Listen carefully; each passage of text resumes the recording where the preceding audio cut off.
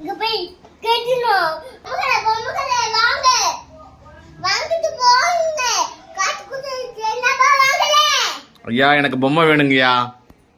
அம்மா வேணுமா? இந்தாங்கய்யா காசு. இல்ல 10 ரூபாய் கொடு. 10 ரூபாய் இந்தாங்கய்யா. ம். எனக்கு ரெட் கலர் கார் கொடுங்கய்யா. என்ன கார் வேணும்? Red colour காருங்க.